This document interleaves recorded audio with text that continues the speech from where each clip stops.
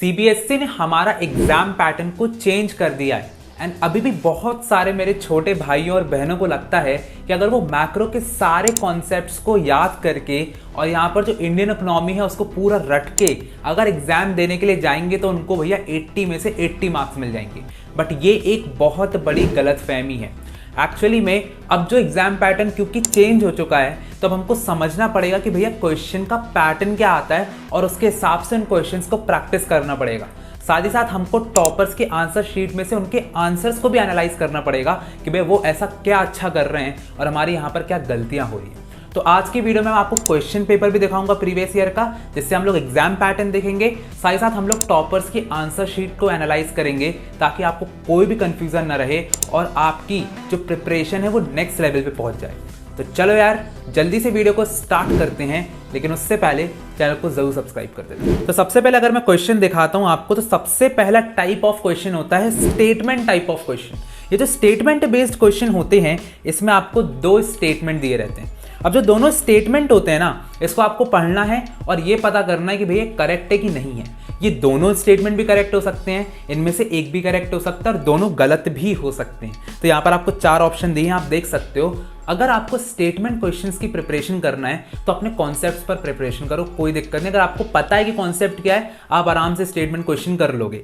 और यहाँ पर जो है इसके लिए मैं एक एमसीक्यू सीरीज भी निकाल दूंगा, तो आप मेरे चैनल को सब्सक्राइब कर लो भैया। पूरे एमसीक्यूज हम लोग स्टेटमेंट वाइज क्वेश्चन पूरे कर लेंगे, ठीक है। चलो अब आगे बढ़ते हैं। तो आ जाता है मेरे पास यहाँ पर कि पिक्चर बेस्ड आप देख सकते हैं यहाँ पर क्वेश्चंस आते हैं। तो पिक्चर बेस्ड क्वेश्चंस में क्या होता है, आपको 4 पिक्चर्स दी होती हैं और जैसे कि इस क्वेश्चन में पूछा गया है कि भैया रियल फ्लो क्या होता है, तो रियल फ्लो के लिए आपको 4 पिक्चर दी, इसमें से एक आपको टिक करना पड़ेगा।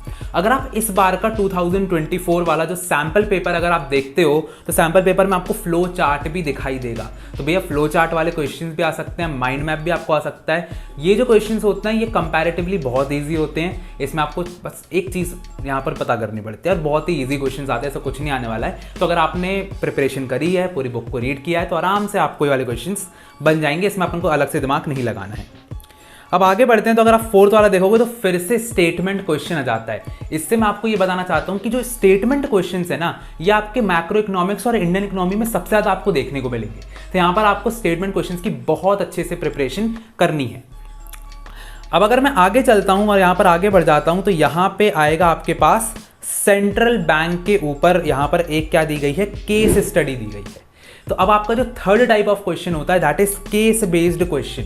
जो केस बेस्ड क्वेश्चन होता है ये थोड़ा हल्का ट्रिकी आपको लग सकता है। अब चाहे आप इकोनॉमिक्स की बात करो चाहे बिजनेस स्टडीज की बात करो, क्योंकि इसमें क्या होता है ना, बिल्कुल अलग से जो करंट अफेयर्स उठा लेते हैं बिल्कुल, और करंट अफेयर्स के ऊपर से इन लोग एक केस बना देते हैं, लेकिन अपन को आंसर वही करना होता है जो अपनी बुक में लिखा है।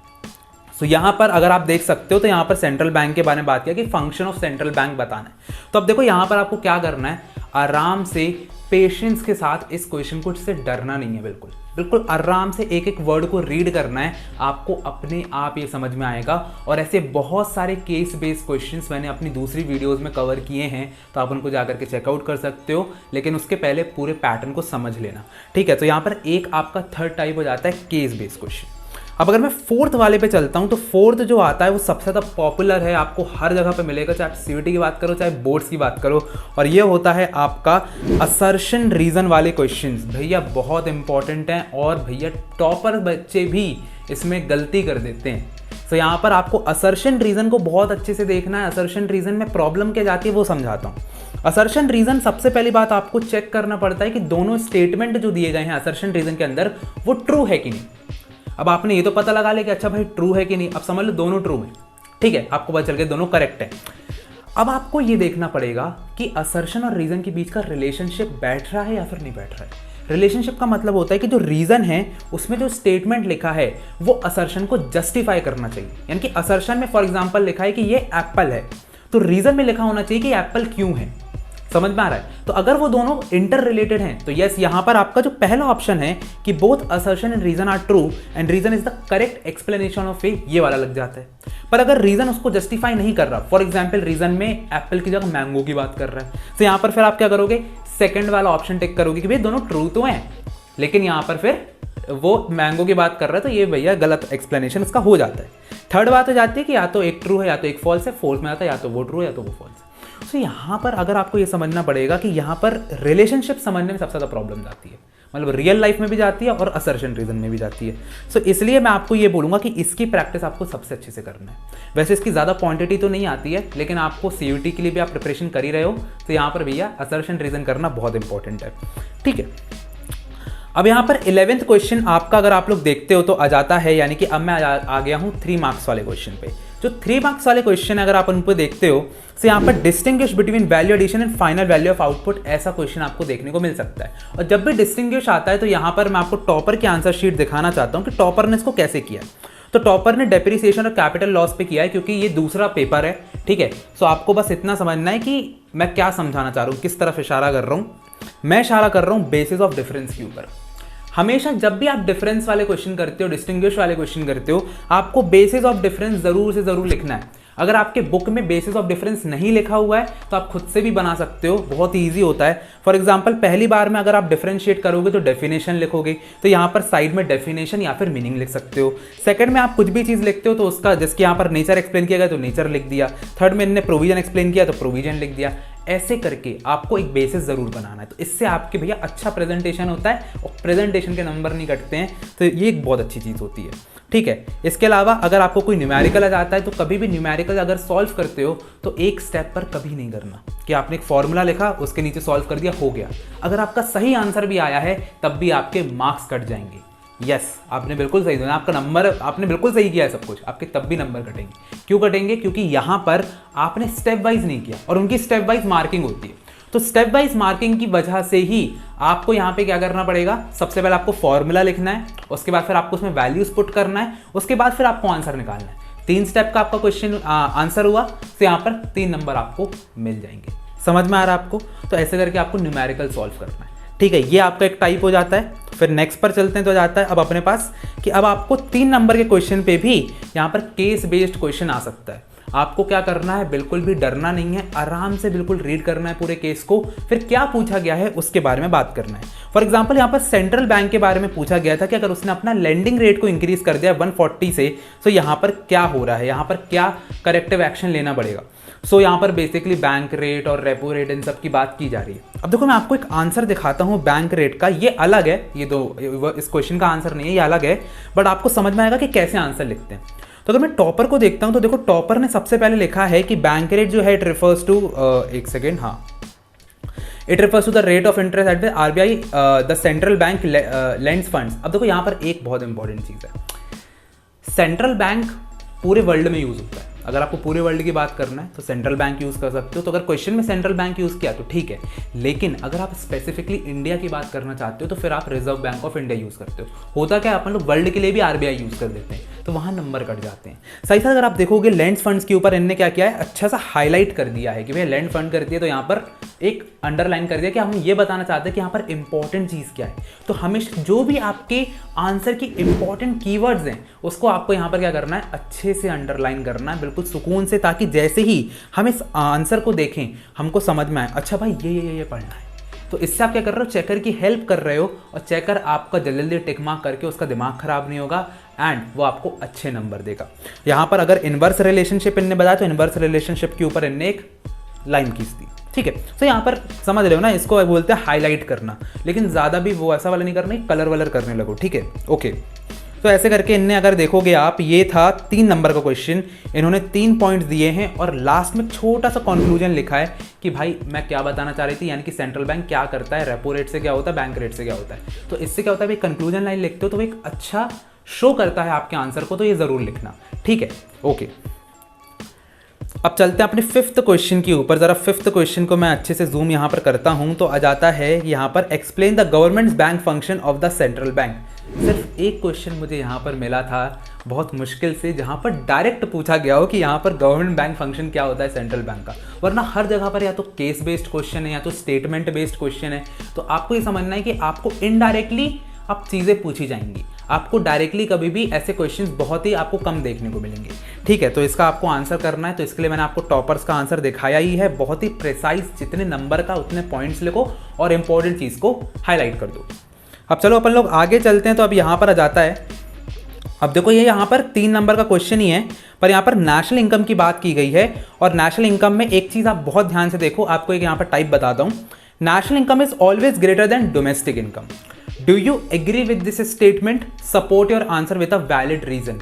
ये जो होता है ना, ये क्वेश्चन बहुत ज़्यादा आते हैं कि आपको एक स्टेटमेंट दे देंगे, फिर बोलेंगे आप एग्री करते हो डिसएग्री करते हो। अब मैं आपको इसका आंसर दिखाता हूँ कि टॉपर कैसे लिखते हैं। तो यहाँ पर ऑफ कोर्स ये बात है, ये दूसरा इनने आंसर सॉल्व किया है, बट हमको समझ में आएगा कि ये येस नो वाले क्वेश्चंस कैसे करना है। तो सबसे पहले इनने पहली लाइन पर ही लिख दिया है कि the given statement is refuted. अब होता है क्या, कभी कभी आपको बोलता है एग्री डिसएग्री, कभी कभी आपको बोलता है डिफेंड या फिर रिफ्यूट। तो यहाँ पर इनने रिफ्यूटेड लिख दिया है, ठीक है, मतलब नो कह दिया है, डिसएग्री कर दिया है, ठीक है। या आपको पहली बात ये समझना है। तो पहली लाइन में अपन ने पहले स्पेसिफाई कर दिया कि हम एग्री करते हैं डिसएग्री करते हैं। अब हमको नंबर पाने के लिए उसका रीजन लिखना पड़ेगा। कभी भी आप किसी भी क्वेश्चन में ट्रू फॉल्स करते हो, एग्री डिसएग्री करते हो, आपको उसका रीजन लिखना बहुत इंपॉर्टेंट है। अब यहाँ पर देखो एक्सेस डिमांड का पूरा इन्होंने बताया है कि क्यों होता है, एक्सेस डिमांड की पूरी डेफिनेशन दी, फिर एक्सेस डिमांड जो है वो डजंट क्रिएट, फिर उसका एक छोटा सा रीजन दे दिया। अब शायद रीजन इनके पास देखो ज़्यादा था नहीं, तो इन्होंने क्या किया, पहले एक्सेस डिमांड को ही यहाँ पर इन्होंने एक तरीके से डिफाइन कर दिया। तो अगर आपके पास ज़्यादा कंटेंट नहीं है तो पहले आप उसको डिफाइन कर दो फिर लिख दो, लेकिन ओवर वर्ड लिमिट नहीं जाना है, ये मैंने हर बार बताया है। वर्ड लिमिट बिल्कुल मार्क्स के हिसाब से लिखना है। 3 पॉइंट्स में इन्होंने खत्म किया है, 3 पॉइंट्स वो चेक करेगा, 3 नंबर दे देगा, ठीक है। आई होप आपको सारी चीज़ समझ में आ रही हैं। चलो आगे बढ़ते हैं। अब देखो ज़रा नेक्स्ट क्वेश्चन आ गया है पिक्चर वाला क्वेश्चन। ये पिक्चर वाले क्वेश्चन आजकल बहुत ज़्यादा आ रहे हैं, क्योंकि सीबीएसई को आपके एनालिटिकल स्किल्स बिल्कुल जानने हैं, आपके कॉग्निटिव स्किल्स जानने हैं, पता नहीं कौन कौन से स्किल जानने हैं, तो वो आपको ऐसे क्वेश्चन देते हैं। पर पिक्चर वाले क्वेश्चन का एक बहुत बड़ा फायदा है, आपको नंबर बहुत आसानी से मिलते हैं। तो अब देखो यार, यहाँ पर ध्यान से अगर हम लोग देखते हैं तो एक पिक्चर दी गई है और यहाँ पर हमको बताना है कि बेसिकली यहाँ पर जो कैपिटल रिसीट्स और रेवेन्यू रिसीट्स में कौन कौन से आते हैं। बहुत ही ईजी है, आपको बस कैटेगराइज करना, आपको फ्री के नंबर मिल गए, ठीक है। उसके बाद फिर 4 नंबर का है ये, और फिर 2 नंबर आपको मिल रहे हैं कि आपको डिस्टिंग्विश करना है रेवेन्यू डेफिशिएट और फिजिकल डेफिशिएट में। 2 डिफरेंस लिख दो यहाँ पे, चाहो तो 3 भी लिख सकते हो, कोई दिक्कत नहीं है। तो यहाँ पर आपके आराम से भी 6 नंबर आपको मिल गए। ये देखो सीबीएसई भाई नंबर देने में बहुत अच्छा काम करता है, बस आपको थोड़ा सा दिमाग लगाना है, ठीक है। अब ऐसे करके आपको मैंने सारे टाइप्स मैक्रो में यहाँ पर बिल्कुल कंप्लीट करा दिए, ठीक है। अब मैं चलता हूँ डायरेक्टली इंडियन इकोनॉमी के ऊपर। इंडियन इकोनॉमी में भी आपका सबसे पहला जो क्वेश्चन होगा, जो सबसे पहला बिल्कुल होगा, दैट इज आपका स्टेटमेंट बेस्ड क्वेश्चन। अब इंडियन इकोनॉमी की प्रॉब्लम क्या होती है, हमको बिल्कुल याद नहीं रहता है। बहुत सारे बच्चों की गलती क्या है, वो 1 शॉट वीडियो जा करके देख रहे हैं इंडियन इकोनॉमी का। बहुत ही गलत अप्रोच है। आपको इंडियन इकोनॉमी में आज नहीं तो कल एनसीईआरटी रीड करना ही करना पड़ेगा। आप मेरी बात मानो ना मानो, आपको रीड करनी पड़ेगी, वरना आपसे इंडियन इकोनॉमी का पेपर ही आपको समझ में नहीं आएगा। क्योंकि अब ये अगर आप देखोगे कमर्शलाइजेशन ऑफ एग्रीकल्चर के ऊपर दिया है, जिस बच्चे ने बुक नहीं पढ़ा उसने डायरेक्टली जाके 1 शॉट देख ली, वो ऐसे एमसीक्यू कैसे सॉल्व करेगा। तो यहाँ पर आपको सब कुछ भैया पढ़ना पड़ेगा। तो ऐसे करके यहाँ पर स्टेटमेंट क्वेश्चंस आपको इसमें भी देखने को मिलेंगे, तो इसकी आप भैया तैयारी करेंगे। इसकी तैयारी की जिम्मेदारी मेरी है, तो एमसीक्यू पे बिल्कुल दिक्कत मत करना। और जो 3 मार्क्स के क्वेश्चन है, जो आपको डर लग रहा होगा अभी, एकदम सोच रहे हो भाई ये क्वेश्चन कैसे करूँगा, वो भी मैं आपको सॉल्व करवाना, टेंशन नहीं लो। अब चलो 23rd पे चलते हैं। तो 23rd वाला क्वेश्चन अगर आप देखोगे तो यहाँ पर ये कौन से टाइप का क्वेश्चन है, ये है अपना स्टेटमेंट बेस्ड क्वेश्चन। तो स्टेटमेंट नहीं, ये केस बेस्ड क्वेश्चन है, लेकिन ये केस हमको पता है, एक तरीके का सीन पैसेज वाला क्वेश्चन आप समझ सकते हो। और ये अगर आपने एनसीईआरटी रीड करी है तो आपको ये वाले क्वेश्चन आराम से बन जाएंगे। ये आपका वो इंडिया चाइना पाकिस्तान वाला डेवलपमेंटल स्ट्रैटेजीज वाला ये वाला पूरा चैप्टर है, और यहाँ पर अगर आपने पढ़ा हुआ है आपको आराम से बनेगा, ठीक है। नेक्स्ट पर चलते हैं। तो आ जाता है यहाँ पर 29th क्वेश्चन। तो 29th क्वेश्चन में मैं आपको यहाँ पर ये दिखाते हैं कि critically evaluate the role of rural banking system in the process of rural development. Direct question है, कोई दिक्कत नहीं, इसको आप कर सकते हो। लेकिन अगर आप और पे जाते हो तो आपको फिर से केस बेस्ड क्वेश्चन देखने को मिल जाता है। यानी कि आपको क्या समझना है कि इंडियन इकोनॉमी में भी आपको ये नहीं छोड़ने वाले, ये आपको केस देने वाले हैं। और इंडियन इकोनॉमी वैसे ही याद नहीं हो रही है, केस भी आ गया है। तो यहाँ पर सबसे पहले अगर आज आप ये वीडियो देख रहे हो तो एनसीईआरटी की रीडिंग करना चालू कर देना, और जो इंपॉर्टेंट पॉइंट्स हैं उनको मार्क करना शुरू कर देना। तो आपको ये सब जो क्वेश्चन है इसमें ना थोड़ा सा डर आपका खत्म हो जाएगा। क्लियर है बात? बाकी और टिप्स एंड ट्रिक्स तो मैं आपको देता ही रहूँगा। अब जरा थोड़ा सा क्वेश्चन के आंसर की तरफ जाते कि टॉपर्स कैसे आंसर लिखते हैं। अब देखो यहाँ पर टॉपर ने जो आंसर लिखा है वो इनफॉर्मल सेक्टर के बारे में लिखा है, और यहाँ पर अगर हम ध्यान से देखते हैं तो इन्होंने फिर से वही चीज़ की है कि पॉइंट्स में सबसे पहली बात तो आंसर दिया, यानी कि इंडियन इकोनॉमी भी पॉइंट्स में लिखना है। साथ ही साथ इंपॉर्टेंट चीज़ को हाईलाइट करना, ये तो हमको भूलना ही नहीं है किसी भी सब्जेक्ट में। और जितने नंबर का क्वेश्चन है उतने पॉइंट्स लिखो। 4 नंबर का क्वेश्चन था, 4 पॉइंट्स लिख के एक कंक्लूजन लाइन जरूर लिखी है, ये इंपॉर्टेंट है। लास्ट में एक छोटी सी लाइन लिखी है जो भी पूछा गया था कि ऐसा क्यों होता है, तो आपने 4 रीजन दिए, फिर लास्ट में लिखा so from the above points we can say that ऐसा होता है। दिस इज कंक्लूडिंग लाइन, बहुत इंपॉर्टेंट है प्रेजेंटेशन टिप्स के लिए। इसके अलावा मैं आपको एक और चीज़ बताना चाहूँगा जो आप लोग नहीं यहाँ पर नोटिस करते हो, हम नोटिस करते हैं। आंसर नंबर देखो, क्वेश्चन नंबर 5 यहाँ पर लिखा है, यानी कि बेसिकली आंसर नंबर 5 इन्होंने लिखा है। और पॉइंट्स अगर आप देखोगे तो ये जो मार्जिन होती है ना कि रेड मार्जिन जिसको बोलते हैं, उसके अंदर लिखें। क्या होता है, हमेशा इक्वल स्पेसिंग करना बहुत इंपॉर्टेंट है। अगर आपने आंसर 1 लिखा है, आप पॉइंट 1 यहाँ लिखो। अगर उसका सब पॉइंट है तो 1 के नीचे नहीं लिखना है, उसके साइड में लिखना है। तो यहाँ पर तो ऐसे करके आपका एक डायगोनल चलता है, तो डायगोनली चलता है तो उससे क्या होता है कि आराम से भैया एक एक चीज़ ना इक्वी स्पेस दिखती है। अच्छा इसने सब पॉइंट भी लिखा, इसने ये भी लिखा है, वो भी लिखा है, इससे नंबर बढ़ते हैं। ठीक है, नंबर बढ़ाने के यहाँ पर सारे तरीके भैया आपको आज बता रहे हैं, तो इनको भैया बिल्कुल लिख लेना अपनी कॉपी में। ठीक है, ओके। अगर आप मेरे से पूछते हो कि यहाँ पर भैया इकोनॉमिक्स में 100 मार्क्स कैसे स्कोर करते हो, एक चीज़ बता दो, मैं आपको बोलूँगा रेडीमेड आंसर्स तैयार कर लो। रेडीमेड आंसर्स क्या होते हैं मैं आपको बताता हूँ। देखो, इसके बाद इस वीडियो के बाद मैं एक वीडियो निकालने वाला हूँ जहाँ पर मैं आपको इकोनॉमिक्स के इंपॉर्टेंट टॉपिक्स बताने वाला हूँ। इंपॉर्टेंट टॉपिक्स को आप एक बार देख लो, ठीक है। उसके बाद फिर उन सब टॉपिक्स के आपको क्या करना है, पहले से ही आंसर एक बना करके अपनी कॉपी में लिखना है। यानी कि एक ऐसा आंसर जो कि टॉपर ने लिखा हो, जैसे कि यहाँ पर ग्रेट लीप फॉरवर्ड कैंपेन के बारे में टॉपर ने लिखा है। ये आपको ऐसे आंसर्स ओसवाल के सैम्पल पेपर्स के साथ मिल जाते हैं। आपको बहुत जगह पर एक आइडियल आंसर मिल जाता है कि ऐसा आंसर मुझे लिखना चाहिए। अगर आपने उस आंसर को पहले से अपने दिमाग में रखा है, रेडीमेड आंसर बना करके रखा है, आप क्या करो, जैसे ही उससे रिलेटेड टॉपिक आता है आप उसको छाप दो। अब पता कैसे चलेगा कि यही टॉपिक आएगा। फॉर एग्जांपल सेंट्रल बैंक का मनी क्रिएशन है, सेंट्रल बैंक के फंक्शंस हैं, ग्रेट लीप फॉरवर्ड कैंपेन है, ये सब बहुत फ्रीक्वेंटली आस्क्ड क्वेश्चंस हैं। ये तो आते ही आते, ये तो इंपॉर्टेंस में आता है। तो आप इंपॉर्टेंट क्वेश्चन के आंसर्स पहले से बना के रखो और सेम लिख करके आओ। आंसर लिखने की प्रैक्टिस करो कि आंसर कैसे लिखते हैं। कॉन्सेप्ट आपको पता है, आंसर लिखने की प्रैक्टिस करो and you will get 100 out of 100। This is the shortest trick जो कि मैं आपको बता सकता हूँ, इतने दिन में ये कर लो। अगर मैं लास्ट क्वेश्चन देखता हूं यहाँ पर इंडियन इकोनॉमी का, तो यहाँ पर आपको एक पूरा का पूरा एक पैराग्राफ दिया गया है और ये बिल्कुल सीन पैसेज या फिर अनसीन पैसेज बोल सकते हो उसको, क्योंकि यहाँ पर ने एक नया एक केस दे दिया है। अनसीन पैसेज यहाँ पर आपको सॉल्व करना और उसके बेसिस पर आपको यहाँ पर जो है आंसर करना पड़ेगा। आपकी बुक से रिलेटेड होगा, किसी न किसी चैप्टर से रिलेटेड होगा।